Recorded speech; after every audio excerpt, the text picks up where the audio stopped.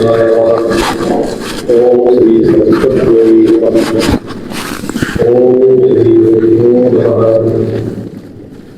ओम समस्त जगज्ञाने निरतं करुणामयं नमामि चिन्मयं देवं सद्गुरुं ब्रह्मविद्वान् सद्गुरुं ब्रह्मविद्वान्। वसुदेवसुतं देवं कंसचाणूरमर्दनं देवकी परमानन्दं कृष्णं वन्दे जगद्गुरुं कृष्णं वन्दे जगद्गुरुम्।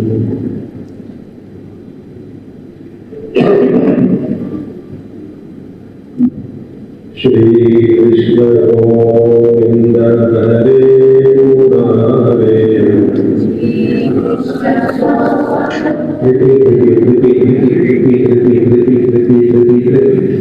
आगे मत जाए, जानता हूँ आप सब लोग रेडी हो गए, ठीक है, आगे मत जाओ। श्री कृष्ण गोविंद हरे मुरारे।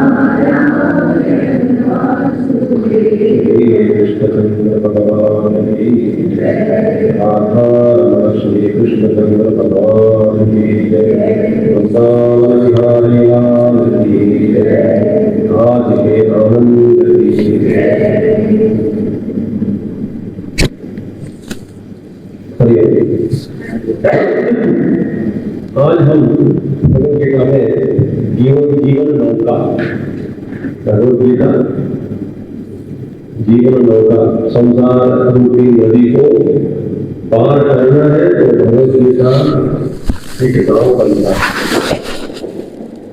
उस नाव में बैठकर हम संसार का जो भी है उसको पार कर सकते। संसार रूपी घोर नदी का वर्णन चाहिए आपको, गीता ध्यान श्लोक समझना चाहिए। उसका व्याख्यान मैं नहीं करूंगा।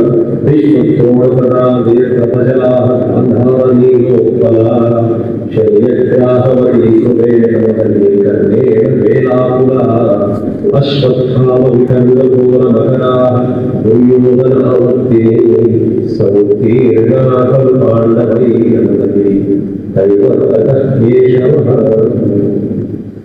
ऐसा भयंकर नदी को पार किए पांडवों ने। कैसे पार किया? नाविक कौन था? भगवान। अब देखिए, कर्म करने के लिए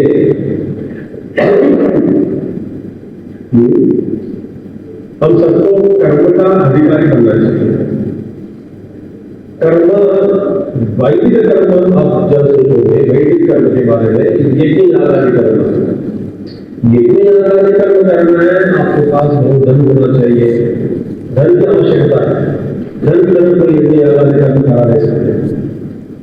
और नित्य कर्म करना है। नित्य कर्म करने के लिए सबसे पहले शरीर का स्वास्थ्य होना चाहिए। ये भी है, शरीर का स्वास्थ्य नहीं हुए तो कर्म कैसे कर पाएंगे? तो कर्म के लिए सभी लोग अधिकारी नहीं होते। सब कर्म के लिए सब लोग अधिकारी बन गए, ये भी संभव नहीं है। देखिए, तो कर्म करना है, हमारा शरीर का सारे अंग ठीक ठाक हो, बुद्धि ठीक से काम करे, मन से अपना शांति रहे, सहयोग दे, तब जाकर के कर्म हम कर सकते हैं। आसान नहीं है कर्म करना। दूसरी बात है ज्ञान के बारे में सोचेंगे तो ज्ञान के लिए भी अधिकारी बनना चाहिए, क्योंकि सबके लिए ज्ञान सुलभ नहीं होता, बहुत मुश्किल होता है, कठिन होता है ज्ञान। क्योंकि बुद्धि में उसको समझना अत्यंत सूक्ष्म बनना है। तो ज्ञानी के लिए, ज्ञान मार्ग के लिए सब लोग अधिकारी नहीं है। ये सबकी बात नहीं है, सबकी बस की बात नहीं है। इसलिए अब देखिए, कथाओं में हजारों लोग सुन सकते हैं और कथा बढ़ती नहीं आगे, भजन कीर्तन छोटी छोटी कहानियां जोक बोल देते हैं, 3 घंटे बैठ कर आराम से सुन सकते हैं। पर यदि आपको उपनिषदों का प्रवचन सुनना है, उपनिषद का प्रवचन, एकदम गंभीर वेदांत का प्रवचन सुनना है, उसके लिए हम सब लोग बराबर एक जैसा अधिकारी नहीं बन सकते। उसके लिए मेहनत करनी पड़ती है। ऐसा संस्कार होना चाहिए ज्ञान मार्ग के लिए, क्योंकि बहुत सूक्ष्म है, अत्यंत सूक्ष्म। अब क्या बचा? भक्ति मार्ग। और भक्ति ऐसा मार्ग है, भक्ति के लिए कोई भी अनधिकारी नहीं है, सब अधिकारी है।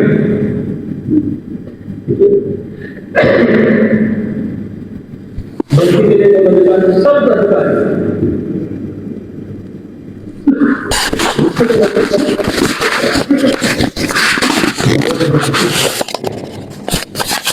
बस इतना ही।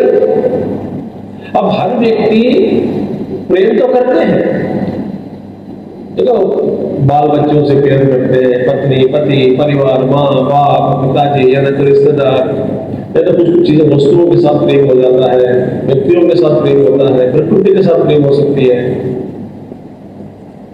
बहुत ही बहुत बढ़िया है, इससे इस वातावरण के साथ मेरा प्रेम हो गया।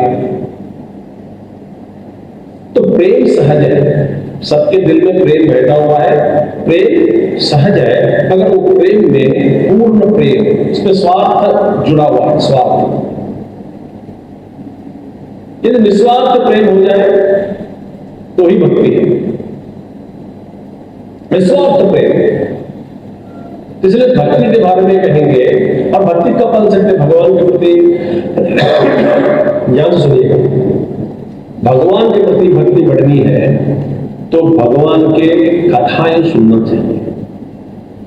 ये हमारे जैसे पूज्य गुरुदेव स्वामी चिन्मयानंद जी महाराज है या कोई महात्मा जी हो, उनके साथ रहने से, उनके बारे में जानने से, उनके साथ रहने से घूमने से फिरने से हमारा प्यार प्रेम उनके प्रति बढ़ जाती है, गुरु के प्रति बढ़ जाती है। जब तक आप एक आदमी को पहचाना नहीं पाएंगे, इनकी महिमा नहीं जानते हैं, तब तक उस व्यक्ति के ऊपर प्रति आपका गौरव या सम्मान या प्रेम बढ़ना संभव नहीं है। एक और घटना घटी है, मैं आपके सामने बता देता हूं। आप सब जानते हैं एक्टर दिलीप कुमार। अच्छा, उन्होंने लिखा है कहीं पढ़ा, वो एक दिन हवाई जहाज में जा रहे हैं और उस जमाने में मोबाइल फोन नहीं, कहीं फ्लाइट में सभी लोग तो सब लोग अपना अपना छोटे छोटे ड्राइवर डायरी लेके घूमते थे। तो उनका हस्ते करने के लिए, ऑटोग्राफ कर लेने के लिए सब लोग फ्लाइट में उनके पास जाना, साइन लेना, ऑटोग्राफ लेना, फोटो तो हो ही नहीं सकता, सेकंड देना, सेलिब्रिटी है। उनके बगल में एक बुजुर्ग आदमी बैठा है, इस इतना व्यवहार चल रहा है, लोग आ रहे हैं, हस्तगत ले रहे हैं दिलीप कुमार का, ये महात्मा चुपचाप बैठे, देखता भी नहीं उनके और क्या हो रहा है, जैसे कि कुछ नहीं हो रहा है। फिर के सामने कुछ देर के बाद दिलीप कुमार को मन में ऐसा लगा कि देखो ये आदमी मुझे कोई ऐसा देख भी नहीं रहे, मैं इतना सेलिब्रिटी हूँ, दिलीप कुमार हूँ, सब लोग आ रहे हैं, मैं इतना फेमस हूँ, उन्होंने कुछ लिखा है ऐसा। तो फिर सोचा कि बुजुर्ग आदमी है, शायद मैं जानता नहीं हूँ, मैं कौन हूँ, चल मैं अपना परिचय कराता हूँ। बोले कि बाबा जी नमस्कार नमस्कार। तो बोले आप हिंदी फिल्म देखते हैं? कभी कभी। आप दिलीप कुमार नाम सुना है? ज्यादा जवाब भी नहीं दिया। वो दिल पर भाई हो,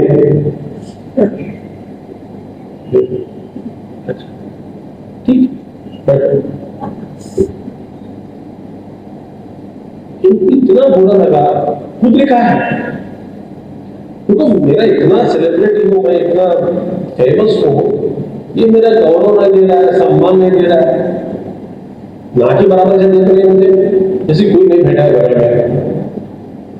तो बोले सर आपका परिचय क्या है? उन्होंने बताया मैं JRD टाटा हूं। तब दिलीप कुमार लिखते हैं मैं इतना छोटा हो गया उनके सामने, वास्तव में देश के सेलिब्रिटी ये लोग हैं, हम नहीं है। ये देश के लिए सोच रहा होगा कैसे इस देश के पॉवर्टी से, गरीबी से हम उठाए लोगों को, कैसे इंडस्ट्री बनाए, कैसे इसकी देश की संपत्ति को बढ़ाए, ऐसे सोच रहे होंगे आप बैठे। दिलीप कुमार बोलते हैं इनके सामने में इतना छोटा हो गया हूं, मुझे शर्म आया।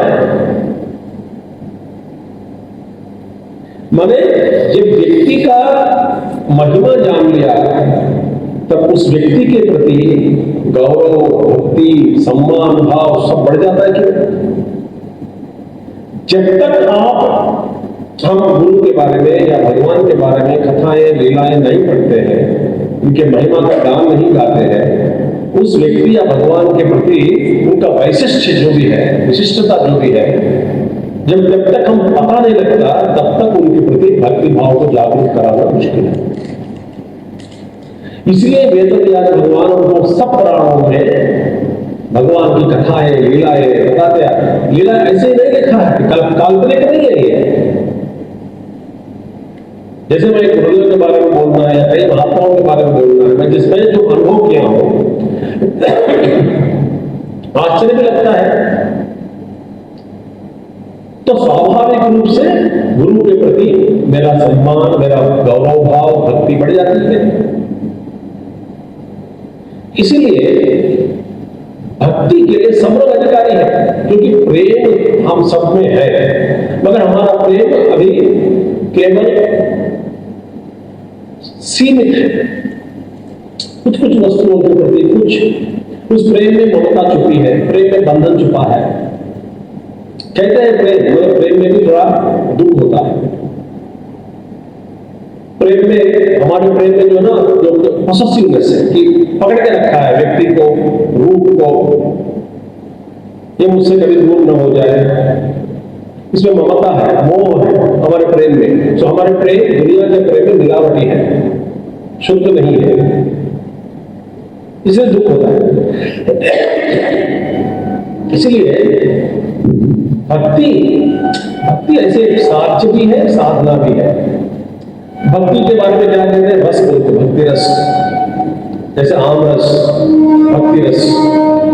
सो भक्ति साधना का समय में भी रस पा सकते हैं, साध्य के रूप में गंतव्य स्थान पहुंचने के बाद भी रस ही रस मिलता है। तो जीवन में हम सबको अपने आप को उद्धार करना है, सुखी से जीवन जीना है, तो भक्ति बहुत ही सरल है।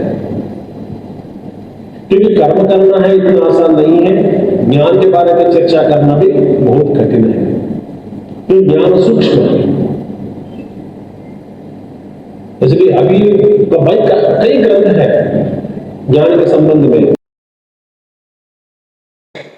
शेर हो, टाइगर हो, कोई भी हो। मैंने एक जगह एक घर में, पता है उसका डोमेस्टिक एनिमल क्या था? क्रोकोडाइल, मगरमच्छी को पाला था। घर पे घूमता है मगरमच्छी,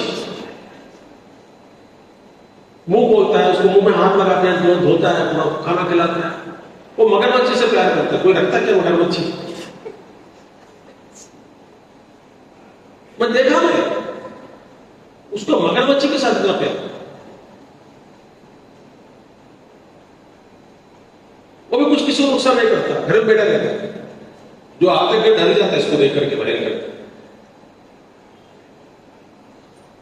तो भक्ति जागरूक कराना, और दिल जिसका दिल, भगवान राम जी कहते हैं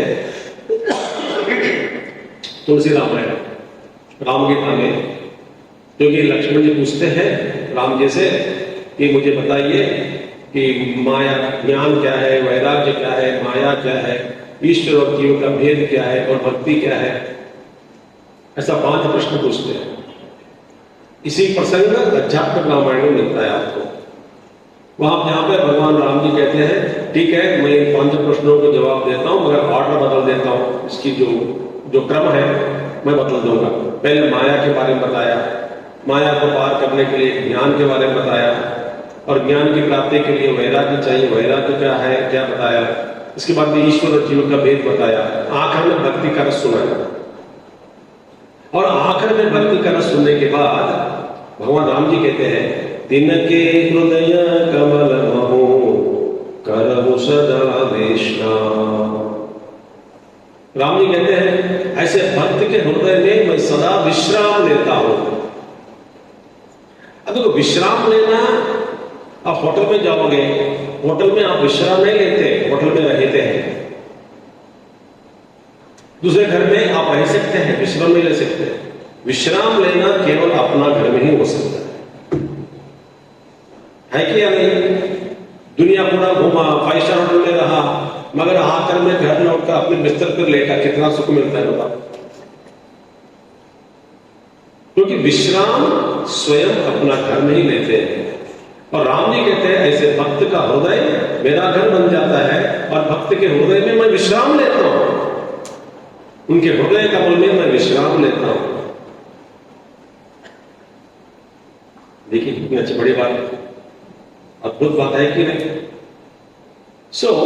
अभी हम क्या है भगवान भक्ति के बारे में बताते हैं। बहुत ही अच्छे बहुत बड़े अच्छे श्लोक हैं गीता में भक्ति के बारे में।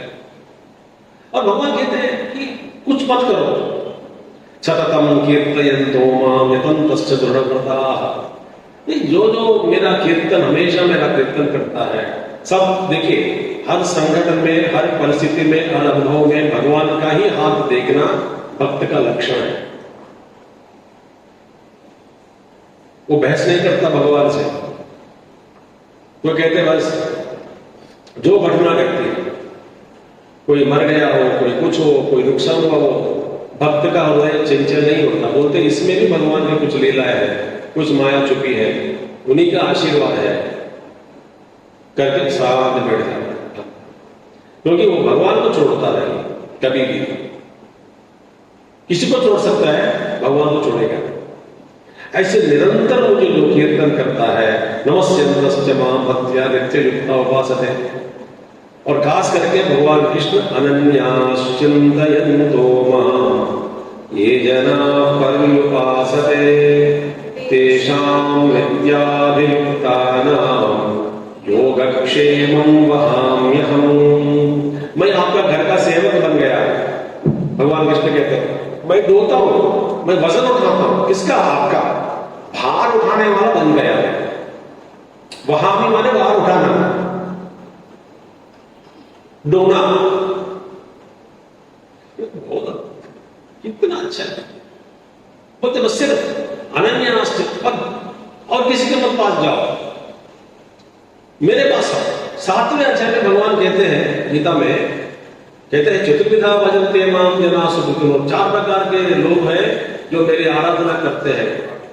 आर्त माने आर्तनाद, कोई संकट में पड़ गया हो, मुश्किल में पड़ गए हो, मुश्किल में पड़ा हो तो भी मेरे पुकार, मुझे पुकारता है, भगवान मुझे बचाओ बचाओ बचाओ। तो एक तरह के भक्त में आर्त। दूसरा जिज्ञासु, जानने की इच्छा रखने वाला, वो जानना चाहता है कि अब आपकी विभूतियां कितनी है, क्या है, कहाँ है, कौन से मंदिर में आपकी लीला, किस रूप में आप प्रकट हो गए थे, यहाँ पे। ये जानने की इच्छा रखने वाला एक दूसरा भक्त है। तीसरा भक्त अर्थार्थी, पैसा मांगने वाला। भाई मंदिर जाएगा मगर एक ही काम, क्या? पैसा मांगना। जैसे कि तिरुपति बालाजी ने पहले उनको बिजनेस पार्टनर बना देते हैं, किताब में भी रखा था तिरुपति बालाजी का नाम, और भगवान को इतना प्रॉफिट मिला, इतने में से इतना प्रतिशत आपको जाएगा। भाई कंपनी रिकॉर्ड्स में है वो। अर्थार्थी, पैसा मांगने वाले। और ज्ञानी, ज्ञानी मैंने कुछ नहीं मांगता, बोलता है कि मैं अपने आप को आप देखना चाहता हूं, आप मां की मैं हूं, मैं ही आप हूं, इस भावना से वो ज्ञान तत्व से सार ग्रहण करना चाहता है। तो भगवान कृष्ण कहते हैं 4 प्रकार के भक्त मेरे पास आते हैं। भगवान जाते हैं, उदारा सर्व ये वैते, ये चारों के 4 उदार है। उदार माने महान है।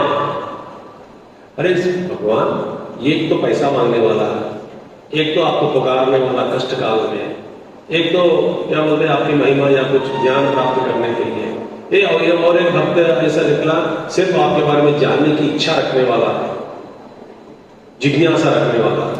इन चारों में 4 बराबर कैसे हो गए? मेरे सामने बराबर है चारों, ऐसे कैसे? भगवान कहते हैं जो कुछ भी तुझे चाहिए ठीक है, मांगना है तो मुझसे मांगो, बस यही मैं चाहता। तेरे को क्या चाहिए बताओ? राज्य चाहिए, धन दौलत चाहिए, कीर्ति चाहिए, स्वास्थ्य चाहिए, लंबा उम्र चाहिए, बताओ क्या क्या चाहिए बताओ। जो कुछ भी चाहिए मेरे पास आओ, बस मैं देने के लिए तैयार हूं। तो मेरे पास आया है मांगने के लिए, इसलिए तू मेरे लिए प्रिय है। वाह,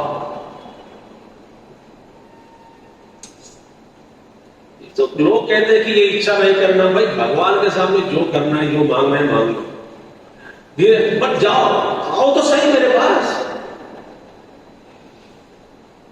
आओ मेरे पास आओ। ये नहीं करूंगा कि मैं आक्षेप नहीं करूंगा, जैसे कोई गंदा आदमी है पैसा मांग रहा है, मुझसे शर्म नहीं है, ऐसा नहीं, मैं नहीं कहूंगा। मेरे पास आए ना, मेरे पास नहीं है तो और किसके पास जाएगा? जगत का आधार मैं हूं, तो मेरे पास आओ, बताओ क्या चाहिए तुम्हें। तो ये वेद में भी इसका प्रमाण है। वेद ये नहीं कहता कि सब लोग ज्ञानी बने। भाई जिसको ज्ञान चाहिए ज्ञान मिलेगा, मगर कर्मकांड में देखोगे किसी को स्वर्ग चाहिए, किसी को पुत्र चाहिए, किसी को अच्छी पत्नी चाहिए या पति चाहिए। देखो हर हर हर प्राप्ति के लिए तपस्या किया है, आराधना किया, उपासना किया है प्राप्त करने के लिए। मैं राजा बनना चाहता हूं, बनो, मेरे पास आओ, मुझे मांगो, मैं दूंगा। इसे मेरे पास आए, इसलिए मेरे लिए आप सब लोग समान है, बराबर है, आप सब लोग उदार है, अच्छे स्वभाव वाले हैं। और आपके जो अंतःकरण में उसकी शुद्धिकरण करने का काम भी मेरा है। मैं जिम्मेदार उठाता हूँ। धीरे धीरे आपको ज्ञान भी दे देता हूँ, धीरे धीरे आपको आपके परिवर्तन में लाऊंगा। अब धीरे धीरे आपको अंतर्मुखी बनाऊंगा, धीरे धीरे शुद्ध प्रेम आपके अंतःकरण में जागृत कराने का प्रयास मैं करता हूँ। धीरे धीरे अल्टीमेटली भगवान ही सफल होंगे ना, भक्त तो नहीं। भगवान का हार होता है क्या? कभी नहीं होता है। तो मेरे पास आते रहो, मैं तुमको शुद्धि करके अपने में ही संभालूंगा, समाज में। ये है। तो ये विश्व तो कोई आपत्ति नहीं है, भगवान कहते हैं। और अन्य चिंतन छोड़कर ये जना जो भी है, भक्त है, जना जो भी है, परिउपासते, परित उपासते, माने हर रूप से, हर समय, हर पल में, हर कोण से, हर परिस्थिति में, हर हाल में, हर चाल में, हर विधान से मेरा ही जो स्मरण करता रहता है, उसका योग और क्षेम मैं देख लेता हूं। जिम्मेदारी मेरी। योग माने क्या है? आपके पास अभी नहीं है, जो जरूरी है उसको दिलाने वाला परमात्मा है।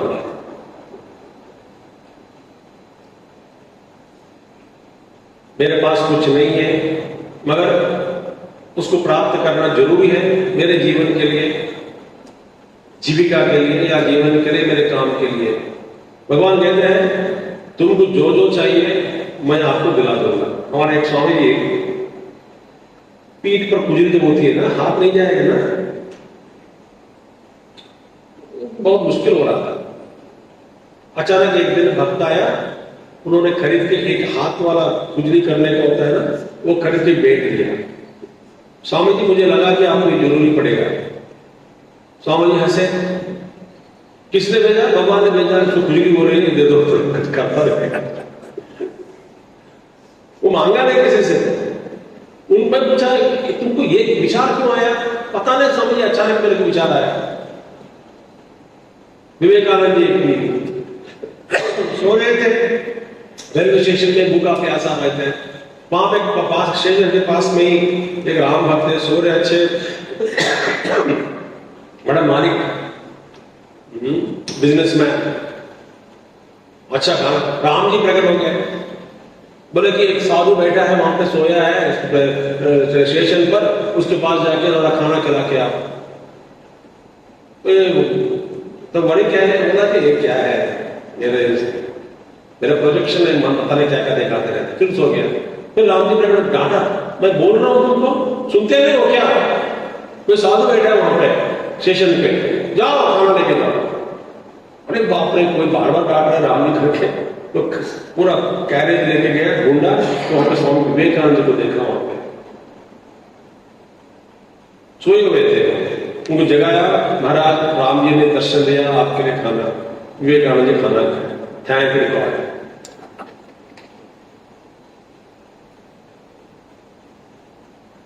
ऐसे कितने बार सबके जीवन में वहां विश्वास नहीं है। तो भगवान कहते हैं तुम्हारा योग माने जो आपको चाहिए उस वस्तुओं को या जो भी चाहिए आपको दिलाने का काम मेरा है, वो भार मैं उठाऊंगा। क्षेम माने जो आपने प्राप्त किया उसका परिरक्षण, उसका परिरक्षण भी संभालना, उसकी रक्षा करना, वो भी उसका जिम्मेदार मैं उठाता हूं। खुद बात है कि तो भगवान कहते हैं डरो मत, तुम्हारा योग और क्षेम मैं देख लूंगा। कितने बार अनुभव होता है सबके जीवन में, हम ध्यान नहीं देते हैं। ये भगवान का प्रेम है। तो भगवान विष्णु कहते हैं योगक्षेम वहां भी हम डरो मत। तो करना क्या है? मांगना है, जरा उनके ओर देखना है।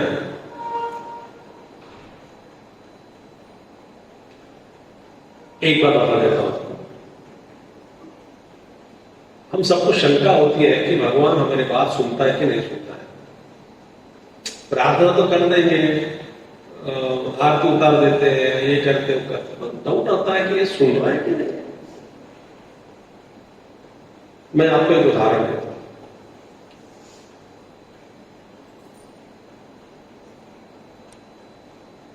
भगवान सर्वव्यापक है या नहीं?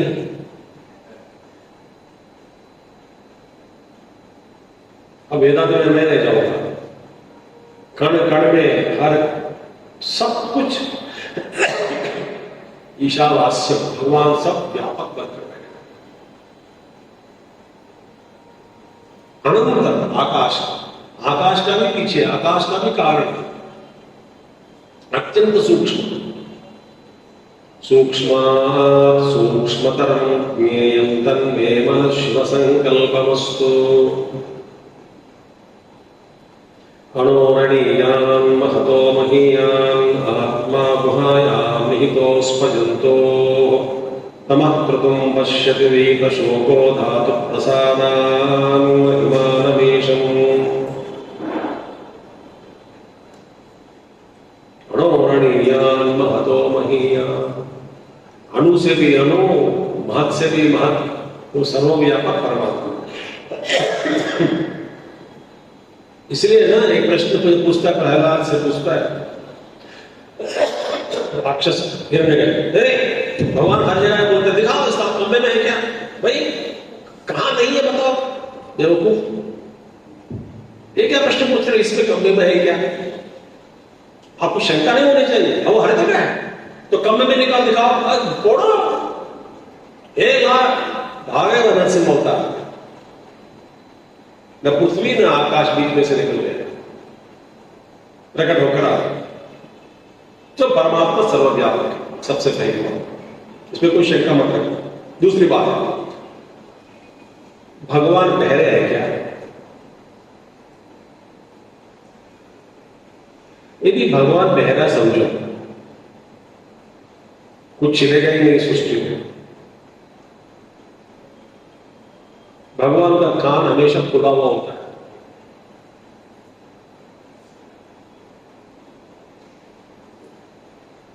और पुरुषत्व में क्या कहा गया? सहस्त्र शीर्षा पुरुष, अनेक अनेक आंखें, अनेक कान, अनेक हाथ, अनेक पैर, अनेक, हर जगह उनका कान है, हर जगह उनके आंखें हैं। वेदांत की परिभाषा में सर्ववित्त सर्वज्ञ है, अब इसका व्याख्यान मैं नहीं करूंगा। तो भगवान सर्वव्यापक है, भगवान बहरा नहीं है। तो जब जब आप भगवान का नाम लेते हैं, जब आप भगवान का नाम पुकारते हैं, भगवान तुरंत जवाब दे रहे हैं आपको, हाँ बोलो। मगर भगवान के बात हम सुनने के लिए तैयार नहीं है, सुनाई देता है, हम तैयार नहीं है, हमको शंका होती है। जब शंका हट गया ना, प्रत्यक्ष जिस रूप में भगवान का अनुभव करना चाहते हैं, भगवान स्वयं का अनुभव देंगे। मैं तो कहा ढूंढे बंधु मुझे तेरे हाथ में है ना, वो तो कबीर जी का है, कहां ढूंढे मेरे लिए बंधु? बंधु बंधु ये बंदा घूंघट का पट खोल, जरा आगे खोल के देखो भाई वही हूं। तो भगवान कहते हैं कि आप ये विश्वास रखना है गुरु के प्रति, गुरु है, भगवान है, किसी भी रूप में मौजूद है। मेरा अनुभव है कि आप देखना चाहिए कि किसके द्वारा भगवान हमको संदेश दे रहा है, इशारा दे रहा है।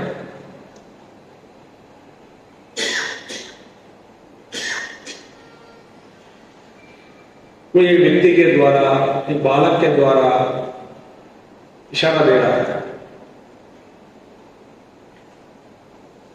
तो ये भगवान कृष्ण कहते हैं। और हम कहेंगे कि भाई भगवान आपकी आराधना करें तो कैसे करें? भगवान कुछ क्या चाहिए? मेरी आराधना इतना सिंपल है, पत्रम पुष्पम फलम तोयम मे भक्त्या प्रयच्छति तदहं भक्तिपदतम अश्नामि प्रयतात्मनः। मेरे लिए क्या करना चाहिए? पत्रम पुष्पम फलम वो भी नहीं है तो पानी डालो। भगवान शंकर जी के ऊपर एक लोटा पानी डाल दे, खुश हो जाए। हर हर गंगे आहा आशुतोष।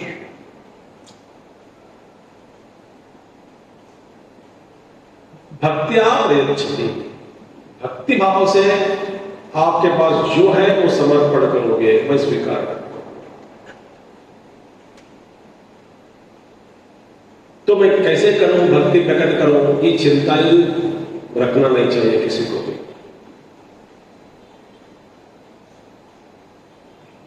कितना आसान है। नहीं मेरे पास पैसा नहीं है, ये नहीं है, वो नहीं है, धन नहीं है, दौलत नहीं है, कैसे, कोई जरूर नहीं है। सिंपल, आपके पास जो है सबको बांट कर खाना खाओ, बांट कर जियो। आपके और चारों ओर जो लोग हैं उनके मदद करते करते करते जियो, उनका बड़ा सहारा बनो, बस भगवान खुश हो जाएंगे। नौकरानी से या घर वालों से या किसी से भी खड़ूस बातें करना, उनके दिल पर दुख पहुंचाना।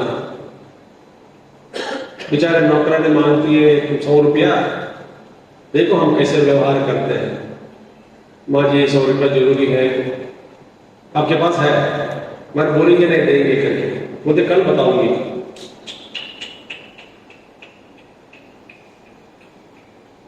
भगवान नहीं सुन रहे आपका, सुनता है। इसलिए भगवान हमारा प्रार्थना सुनते नहीं। अरे तुम उस रूप में मैंने पूछा, दूसरे के दिल को रोककर सस्पेंस में रखना। बेचारा रात भर ढूंढते मिलेगा कि नहीं, 100 रुपया मांगा मिलेगा कि नहीं, मैडम देगी कि नहीं, मैडम देगी कि नहीं, साहब देगा कि नहीं। कितना कष्ट दिया।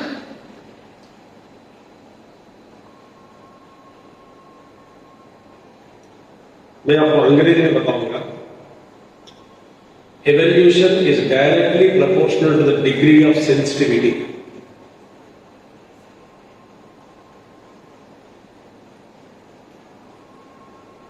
आपका जो उद्धार अभिवृद्धि मार्ग पर किस पर आधारित है? कितना आप संवेदनशीलता के साथ व्यवहार करते हैं।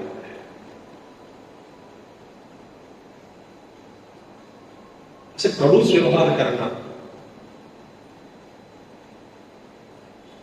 मैं ऐसा नहीं करता। उससे मुझे बहुत पूछते हैं, मैं बोला तो दूंगा नहीं दूंगा। मैं अरे तुम कितना चाहिए, तो मुझे इसके कुछ चाहिए पैसा, ठीक है कब तक चाहिए, मिल जाएगा, मैं कुछ कोशिश करके कर दूंगा, निश्चिंत रहो। तसल्ली से मिलती है उसको, घर जाके आराम से सो जाएगा। यदि आपके साथ ऐसा कोई व्यवहार किया होता तो कैसा लगता है आपको? मेडिकल डॉक्टर के पास गया, रिपोर्ट आ गया, डॉक्टर साहब सब ठीक है, कल बताऊंगा, कैसे लगेगा आपको?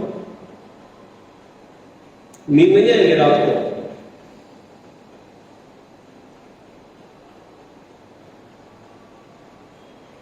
व्यवहार में दिल को नरम करना,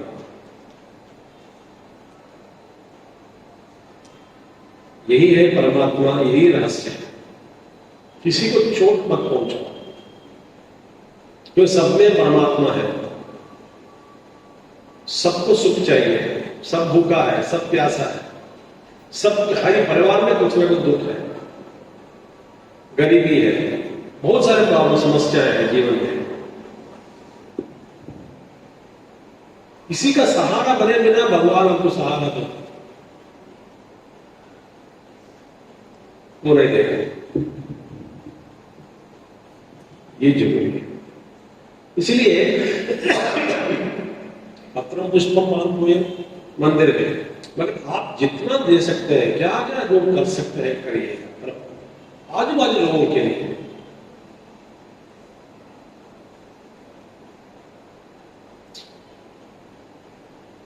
तो भक्ति भाव से आप जो कुछ भी मुझे प्रदान करते हैं, मैं उसको मैं प्रेम से स्वीकार करता हूं। मैं खाता हूं, प्रेम से लेता हूं, ग्रहण करता हूं।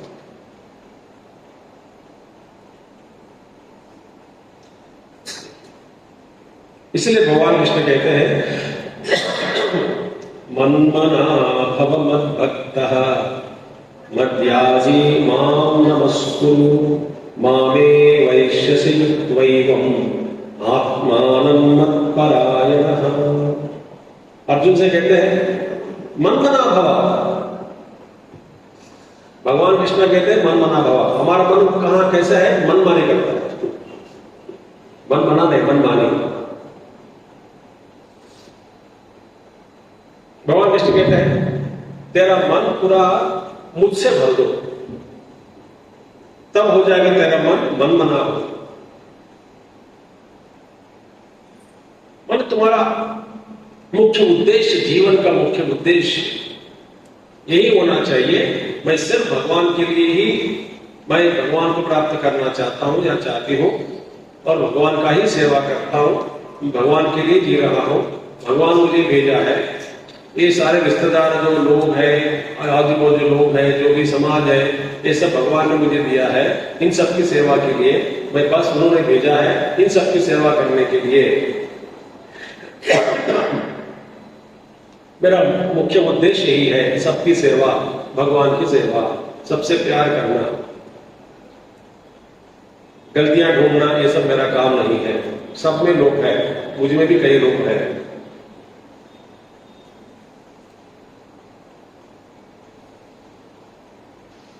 मैं भगवान के लिए जी रहा हूं, भगवान का काम ही करता हूं। जो कुछ भी कर रहा हूं भगवान का काम ही है। खाना बनाना उनका काम है, झाड़ू लगाना उन्हीं का काम है, इसके अलावा और कुछ नहीं है। इस भावना से जब जीने लगेंगे तब हमारा मन में भगवान प्रवेश होकर पूरा भर देता है। भगवान का जो उनके कांति है, प्रकाश है, वो सर्वव्यापक बन जाता है मन में। उन्हीं का प्रकाश से भरा हुआ होता है मन।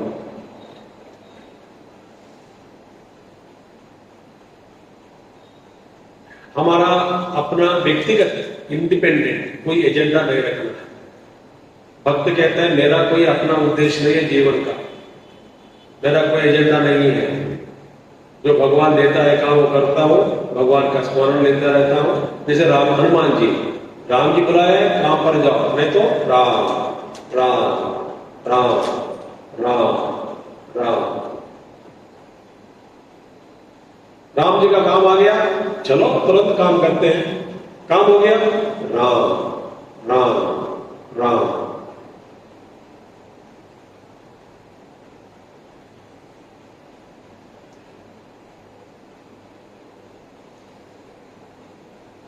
मन मना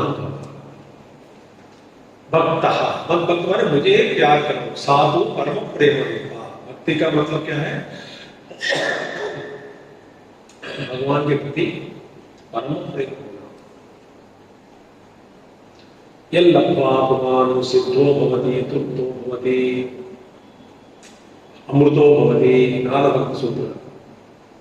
इस भक्ति को प्राप्त करने के बाद व्यक्ति तृप्ति को पा लेता है, अमृत बन जाता है, सिद्ध हो जाता है। इसमें कोई अपेक्षा नहीं रखता प्रेम में।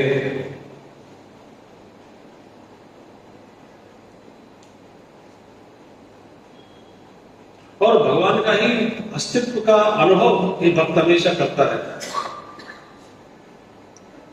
तो मत भक्ता मत याजी, मेरा यजन करो, पूजन करो, माम नमस्कुरु, मेरा नमस्कार करो, अरे नतमस्तक हो जाओ। ये सृष्टि मेरी सृष्टि है, मेरी लीला है, इस पर ज्यादा व्याख्या मत करो। तेरे बस की बात नहीं है, तेरे समझ से परे है।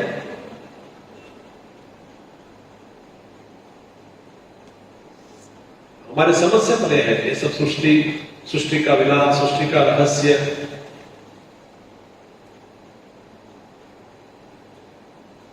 सो नमस्कार करो, बस नतमस्तक हो जाओ। अब तुम मामेव एष्यसि, तुम मेरे पास ही आ जाओगे और कहीं नहीं जा सकते हो, क्योंकि मत्परायण, अपने आप को अंदर मुझको ही परम लक्ष्य के रूप में स्थापित कर लो। जीवन का लक्ष्य क्या है? क्योंकि कोई रिश्तेदार आपके साथ नहीं आएगा, हम समझते हैं मगर भूल जाते हैं।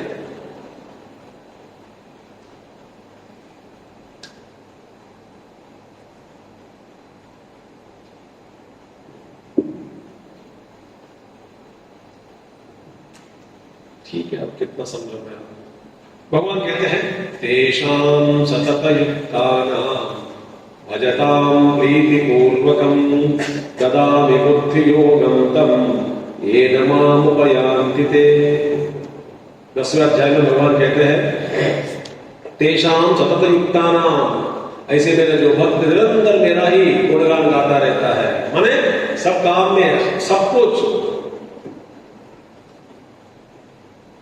मुझे भूले बिना व्यवहार करता है, सब व्यवहार में मुझे ही देखता है, सब प्राणियों में मुझे देखता है। विद्या विनय संपन्ने ब्राह्मणे कवि हस्तिनी शुनिचैव स्वपाके च पंडिताः समदर्शिनः। विद्या विनय संपन्ने ब्राह्मणे, एक विद्या विनय संपन्न ब्राह्मण, गवि गोमाता में, हस्तिनी हाथी में, शुनि चैव एक शुनक में, और सपाकेचा शुनक मांस को खाने वाले में, माने एक चांडाल के अंदर पंडिता समदर्शिना, पंडित लोग इन सबको बराबर देखते हैं, क्योंकि सब में परमात्मा ही विराजमान है।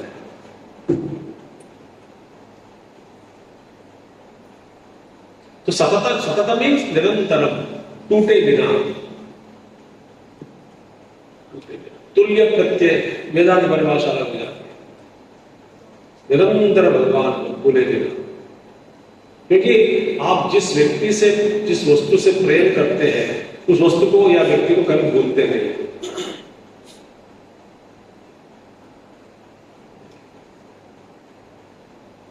एक गुण बच्चा अपने खिलौना से प्रेम करता है, अब सो गया होगा, मम्मी सोचती कि सो गया, अभी खिलौना हटा दे, शुक्र देखो राक्षस सोया नहीं थे, इधर क्यों हाथ लगाया? मैं बेटा सो जाओ, कल देंगे।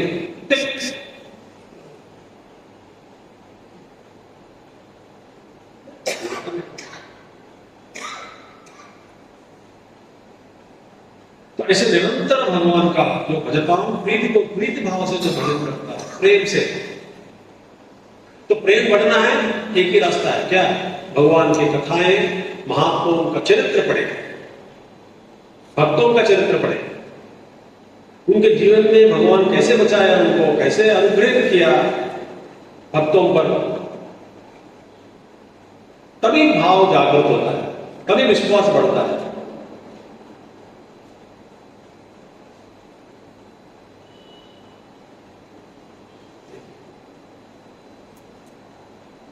कितने महाभक्त लोग हैं प्रदेश में, अब एक एक कहानी पढ़ते रहोगे, एक एक के बारे में आश्चर्य लगता है कि कैसे भगवान ने सबका उद्धार किया है। ठीक है, सो भगवान कहते हैं जो व्यक्ति मुझसे ऐसा प्यार करता है, मैं उनको क्या दे देता हूं? बुद्धि योग प्रदान करता हूं। हमिंग आ रहा है, बुद्धि योग प्रदान करता हूं। हमिंग, हमिंग इज कमिंग, हवा, humming, humming, humming means mic में कोई कर सकता तो करो, ना तो नहीं। वॉल्यूम कम करो सकता है, वॉल्यूम कम कर सकते। हरिओम।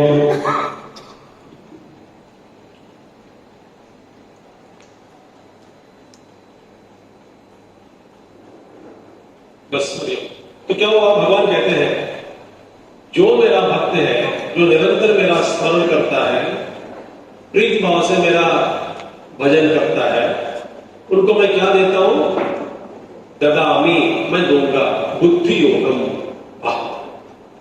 प्लीज ध्यान से सुनो, भगवान कहते हैं ऐसा मेरे भक्त को मैं सद्बुद्धि प्रदान करता हूं, जिस बुद्धि के द्वारा वो मुझे प्राप्त कर सकता है। बुद्धि एक माध्यम है जिसके द्वारा मुझे प्राप्त कर सकता है, जिसके द्वारा मुझ तक जो पहुंच सकता है, उस माध्यम को क्या कहते हैं, बुद्धि, सब बुद्धि, बुद्धि योगम। उस बुद्धि योग को मैं प्रदान करता हूं।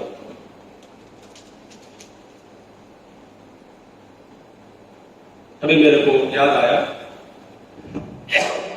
विदुर नीति में एक श्लोक, विदुर जी कहते हैं, विदुर जी जानते हैं ना, कम से कम विदुर नहीं जानते, विदुर जी जानते हैं ना। विदुर जी कहते हैं अपने विदुर श्लोक में, देवाः यष्टिम् आदाय न रक्षन्ति पशुपालनम्, यं तु रक्षितुमिच्छन्ति बुद्ध्या संविभजन्ति तम्। विदुर जी कहते हैं विदुर नीति में, देवता लोग पशुपालक जैसे हाथ में एक लाठी लेकर अपने बगल में खड़ा होकर, जैसे पशुपालक जैसा, पशुपालक पशुओं की रक्षा कैसे करते हैं, हाथ में लाठी लेकर खड़ा रहता है और पशुओं की रक्षा करता रहता है। इस तरह देवता लोग मनुष्यों की रक्षा वे नहीं करते। पशुपालक जैसा लाठी लेकर हाथ में बगल में खड़ा रहकर जैसे पशुपालक अपने पशुओं की रक्षा करते हैं, वैसे ही देवता लोग व्यक्ति का, उनका रक्षण संरक्षण, हाथ में कोई एक लाठी लेकर, डंडा लेकर खड़े रहकर हमारी रक्षा देवता लोग नहीं करते। फिर कैसे करते, यम तु रक्षितुमिच्छन्ति, जिसकी रक्षा देवता लोग करना चाहते हैं, इसकी रक्षा देवता लोग करना चाहते हैं, हाँ, उस व्यक्ति को वो क्या करेंगे, देवता लोग उस व्यक्ति को सद्बुद्धि से उनको जोड़ देता है, उस व्यक्ति को सद्बुद्धि से जोड़ देगा। जब सद्बुद्धि से जोड़ दिया जाए, व्यक्ति स्वयं अपना निर्णय लेकर आगे बढ़ सकता है। ऐसी बुद्धि प्रदान करें कि कभी निर्णय लेने में कोई लोप ना हो, कोई प्रॉब्लम ना हो, कोई गलत ना करे आदमी, ऐसी बुद्धि। देवता लोग, बुद्धि मन प्रकाशमान, लाइट फेंकता है, लाइट जैसा स्पष्ट दिखाई देता है। बुद्धि माने बड़ा टॉर्च लाइट जैसा, एकदम अंधकार में टॉर्च मिल गया, अपने आप को आप बचा सकते हैं, आप अपने आप को। इस तरह जीवन में बुद्धि रूपी एक बड़ा टॉर्च लाइट जो है, उसका जो इतना प्रकाशमय हो गया, वो प्रकाश जब फेंकता है जीवन रूपी हमारे सड़क पर, यात्रा रूपी हमारे जो जीवन की यात्रा का जो सड़क है, हमारी यात्रा, सबकी अपनी अपनी जो यात्रा है, अपना अपना सड़क जो है, उस पर जो बुद्धि का प्रकाश पड़ने पर मुझे समझ में आ जाता है क्या करना है, क्या नहीं करना है, कैसे सोचना है, कैसे नहीं सोचना है, प्रत्येक क्षण में कैसे क्या करने से अपने आप को बचा सकते हैं और आगे बढ़ सकते हैं। ऐसी बुद्धि देवता लोग प्रदान करते हैं। भगवान कृष्ण यही कह रहे हैं, मैं बुद्धि योग देता हूं, ये न माम उपयांति ते, इस बुद्धि को ग्रहण करके, बुद्धि को प्राप्त करके मुझ तक आसानी से वो मेरा भक्त पहुंच जाता है। तो भगवत भक्ति करने से, आराधना करने से, जप करने से, कीर्तन करने से, उनकी सेवा करने से हमें क्या मिलता है, बुद्धि मिलती है। बुद्धि मिल गई, सब कुछ आसान हो जाता है जीवन में। क्योंकि पल पल में हमारा जीवन हमारी बुद्धि पर निर्भर है, क्योंकि क्षण क्षण में हम निर्णय ले रहे हैं। निर्णय के बिना आगे नहीं बढ़ सकते, पल पल में निर्णय लेना ही पड़ेगा। तो निर्णय लेने का सामर्थ्य बुद्धि में हो, ऐसा निर्णय ले जीवन में कहीं अटके बिना आगे हमारा यात्रा सुखमय हो, सफलमय हो। हम अटक जाते हैं नहीं तो। बुद्धि क्या प्रदान करती है? सही सोच। जिस ढंग से सोचने से, जिस ढंग से देखने से हम अपने आप को बचा सकते हैं, आजू बाजू जितने भी लोग हैं उनको बचा सकते हैं, ऐसे सोच भगवान देता है।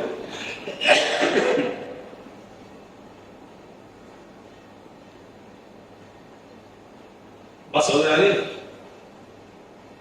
पल पल में निर्णय लेना है। ऐसे भगवान बुद्धि प्रदान करे, विवेक जागृत हो जाए, तो संसार में फंसे बिना जिम्मेदारियां, जितनी भी जिम्मेदारियां उठाते रहेंगे, अपना कर्म करते रहेंगे और फंसे बिना आगे बढ़ते रहेंगे और भगवान तक पहुंच भी जाए। ये न माम प्रयाण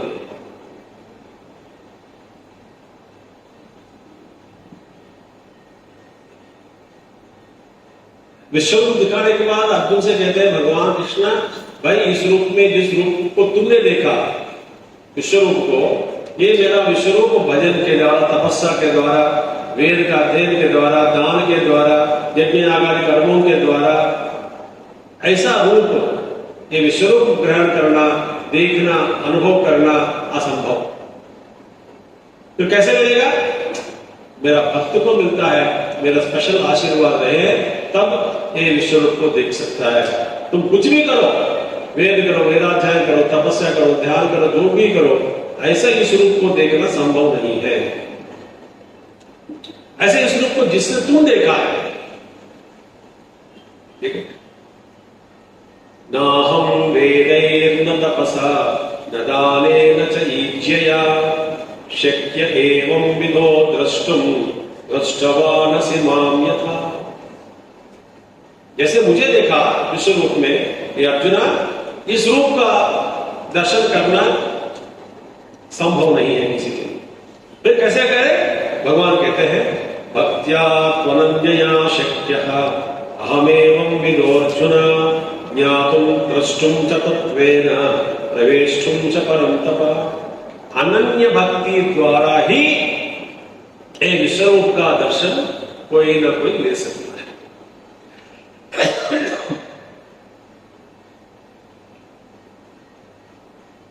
इसलिए मैं भक्त स्वरूप, भक्त के लिए अत्यंत बल आसान से मैं उपलब्ध हूं।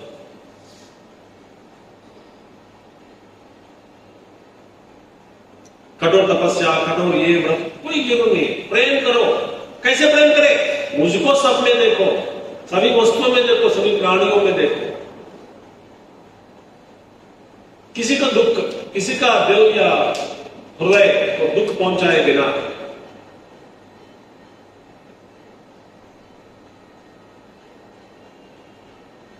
मुझे ही देखो, सब में प्रेम से व्यवहार करो, सबकी मदद करो।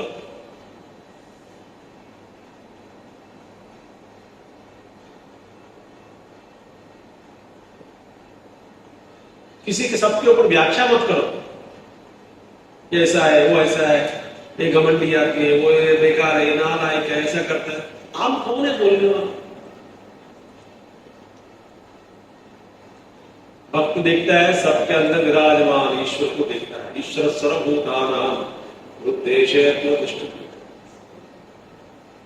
भोक्तारं यज्ञ तपसा सर्वलोकमहेश्वरम् सुहृदं सर्वभूतानां ज्ञात्वा मां शान्तिमुच्यते। सबके हृदय में बैठा हूं, सबका सुहृद हूं, दोस्त हूं। ऐसे अपने आप, आपके अंदर ही मुझे देखो, सब में मुझे देखो, सेवा करो भक्ति से, तब फिर उसको जानना संभव होता है, मेरे अंदर प्रवेश करना और तत्व रूप से, तत्वतः माने तात्विक दृष्टि से मुझे पहचानना भी संभव तभी होगा। मनुष्याणाम सहस्रेषु कश्चित् यतति सिद्धये यतताम सिद्धानाम कश्चित् माम वेत्ति तत्वतः। हजारों करोड़ों लोग साधना कर रहे हैं, सिद्धि के लिए प्रयत्न कर रहे हैं। यतताम सिद्धानाम, उनमें से भी कोई एक ऐसा निकलता है जो मुझे तत्व रूप से जान सकता है। सार ग्रहण करके वो सार ही सर्वव्याप्त है, वो सार ही मेरा रूप है, ऐसा अनुभव से जानने वाला कोई एक निकलता है, हजार करोड़ों में से एक। क्योंकि हजार करोड़ों में से एक ही सिंसियरली ट्राई करता है, इसका मतलब ये। तो क्या है, अच्छा भगवान हजार करोड़ में एक को देता है, कंजूस है। नहीं, इसका मतलब यही है, हजार करोड़ लोगों में से कोई एक बंदा ही सिंसियरली तन मन सब दिल लगाकर इसके लिए प्रयास करता है। बाकी सब इतना दिन मन नहीं लगाते हैं, चंचल है।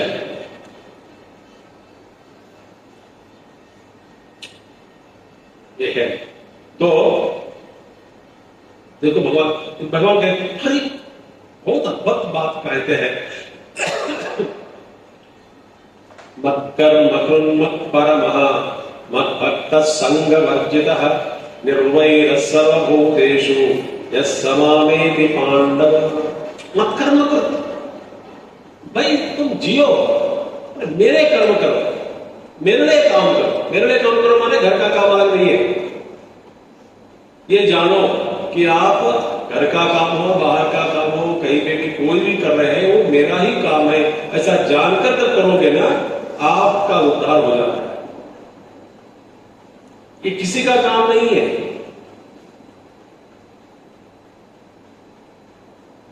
मत कर्म करो। एक बार क्या हुआ, कोविड के समय में ऑनलाइन क्लास, कोई एक तेलंगाना से एक कोई विद्या संस्था, बड़ी विद्या संस्था है, तो समझिए हमारे बच्चों को 5 दिन आप कुछ पढ़ाइए, 500 लोग बच्चे और जूम में। तो मैंने बोलता था भैया कम से कम एक तो रखो, खाली मुझे जानते हुए 500 लोग भर देते थे। तो ने स्वामी आपके लिए हम लोग रखे हैं, कोई बात नहीं, हम लोग नहीं करेंगे। तो मैं 5 दिन उनके लिए, उनकी भाषा में, यूथ के लिए उनकी भाषा में कुछ चीज पढ़ाई। 1.5 घंटा बोलने के बाद आधा घंटा 45 मिनट वो लोग प्रश्न पूछते थे। बच्चे 11th क्लास बच्चे, 12th क्लास बच्चे। एक लड़की मुझे पूछी, स्वामी जी मेरा एक प्रश्न है। वो तो तेलुगु में हुआ प्रवचन पूरा, तो तेलुगु पूछ रहे थे। कभी कभी इंग्लिश बोलता था, मैं तेलुगु में, वो तेलुगु पूछी, स्वामी जी मेरे पिताजी और माताजी बहुत अच्छे हैं, कोई किसी का नुकसान नहीं किया, कोई पाप नहीं किया, धार्मिक लोग हैं, 11th क्लास की बच्ची, और मैं भी कुछ ना कुछ सेवा करते रहते हूं। मेरा जो भाई है उसका डाउन सिंड्रोम है और अरे वो चल नहीं सकता, फिजिकली हैंडीकैप हो गया है, विकलांग जैसा। हमने किसी को दुख नहीं पहुंचाया, किसी का कोई पाप नहीं किया, भगवान उनको ऐसा पनिशमेंट क्यों दिया, इस तरह का भाई को दिया है, और उनको रोज गुजरना पड़ता है, उनको संभालना पड़ता है। मम्मी भी दुखी हो जाती है, पापा भी दुखी, मैं भी दुखी हो जाती हूँ। ऐसे भगवान हमको ऐसा क्यों किया? थोड़ा आंखों में आंसू भी आ गए बेचारे। 500 लोगों के सामने पूछिए, हिम्मत की बात है। तो मैंने सुनने के बाद मैंने बोला, देखो माय डियर, कोई एक व्यक्ति है, कुछ कर्म बाकी है, भोगना है इस लोक में, फिजिकली विकलांग होकर जीवन जीना था उनको। तो भगवान ने सोच लिया किस परिवार में भेजने से इसका देखभाल सही ढंग से होता है।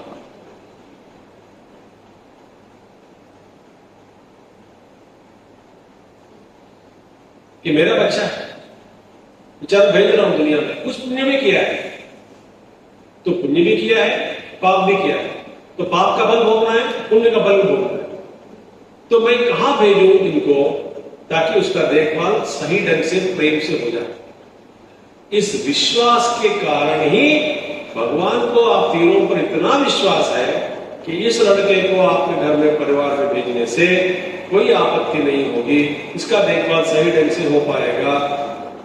ऐसा विश्वास माने ऐसे व्यक्ति आपके घर में परिवार में जन्म लेना किसका प्रतीक बन गया? ईश्वर का आपके सबके प्रति विश्वास का प्रतीक बन गया। अब यूं मत समझो कि ये कुछ बड़ा कष्ट निकला है हमारे लिए।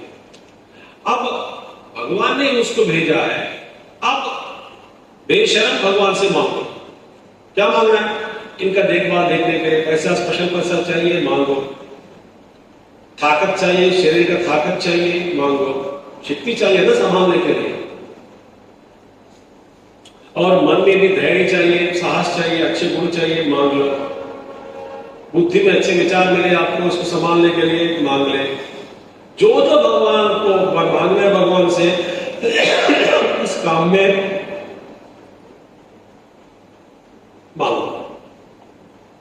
पूरा मांगने का हक तुम्हारा है, मगर ये मत सोचो कि हम पापी हैं इसीलिए भगवान ऐसा भेजा, ये गलत सोच है।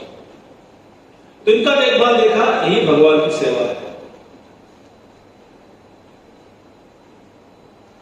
तो विशेष करके मेरा कर्म करो, मेरे लिए कर्म करो, माने घर वाला छोड़कर और कोई मंदिर में जाके झाड़ू लगाना, ये नहीं हो रहा है। समय हो वो भी कर सकते हैं। मैं करता था, मंदिर में रोज जाता था कई साल, 9th क्लास 8th क्लास में, झाड़ू लगाना, मंदिर का चाबी खोलना, पोल तोड़ के रखना, फिर भजन में शामिल होना। समय है तो करो सेवा, खास करके। तो सब कुछ भगवान का ही कर्म है, ये जानना। मत कर्म कृत मत परमहा, मुझको ही तेरा जीवन का लक्ष्य मानकर रखकर लक्ष्य के रूप में जियो, बाकी जो लक्ष्य सब बेकार है।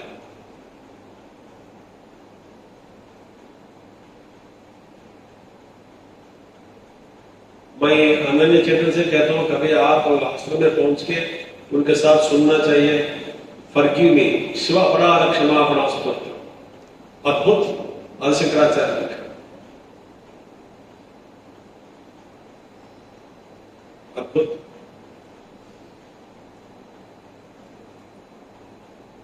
क्षन्तौ यो मे अपराध शिव शिव शिव भो महादेव शंभो। हे प्रभु, हे परमेश्वरा, मैं क्षमा चाहता हूं। ऐसा करके बचपन से लेकर के मृत्यु पर्यंत मैं कुछ ना कुछ बहाना दिखाते आया हूं, मगर कभी आपकी सेवा या पूजा नहीं किया, भजन नहीं किया। हर उम्र में, हर परिस्थिति में कुछ ना कुछ बहाना ढूंढते आया।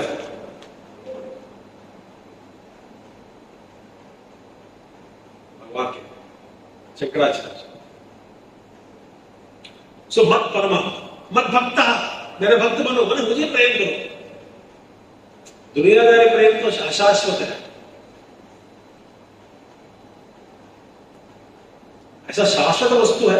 संग वर्जित, किसी के साथ मोह ममता के चक्कर में मत पड़ो। तेरा शरीर दे रहे हैं एक दिन। संग वर्जित, निर्वैर सर्व, किसी के साथ दुश्मनी मत बनाओ। ऐसे जो व्यक्ति है, मां ए पांडवा, ये अर्जुन, ऐसे व्यक्ति मुझे प्राप्त कर लेता है। तो जीवन सरल है, जीवन जीना, यदि हम भगवान पर विश्वास रखते हैं। ऐसे नहीं कि समस्याएं नहीं होगी, समस्याएं बहुत आती है, मगर पार करा देता है ईश्वर। समस्या बहुत, देश के सामने समस्या है, हर राज्य के सामने समस्या है, हर परिवार में समस्या है। ऐसा नहीं कि समस्याएं नहीं है, बहुत है। मगर समर्पण बुद्धि, धैर्य रखना, विश्वास रखना, भगवान की मदद के लिए प्रार्थना करना, और भी कुछ नहीं हुआ तो कष्ट भोगने के लिए सामर्थ्य मांगना। कुछ कुछ से ऐसे है, भगवान कहते हैं कर्म बहुत बड़ा है, अनुभव कर लो, नहीं तो अगले जन्म के लिए पोस्टपोन हो जाएगा, अभी सहन लो। तो सहन करने की शक्ति भी भगवान से मांगते हैं। तो भक्ति अत्यंत सुलभ, ज्ञान की दृष्टि से या कर्म की दृष्टि से भी। प्रेम करना सरल, कुछ कोई जरूरत नहीं है, सबसे प्रेम, सबकी सेवा।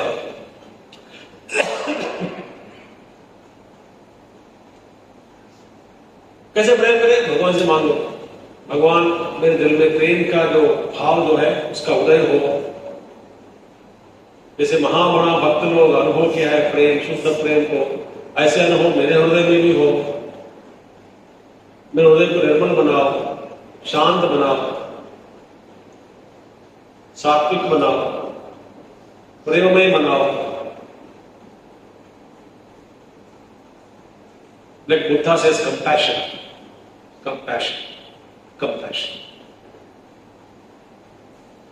Otherwise, हाँ, रोते रोते जिएंगे, शिकायत करते करते जिएंगे, मन में भी बीमार हो पड़ जाएंगे, शरीर में बीमार पड़ जाएंगे, सबको ज्यादा दुश्मन बना करेंगे, फिर आखिर में मरते समय अत्यंत रुष्ट होकर, दुखी होकर मरना होता है।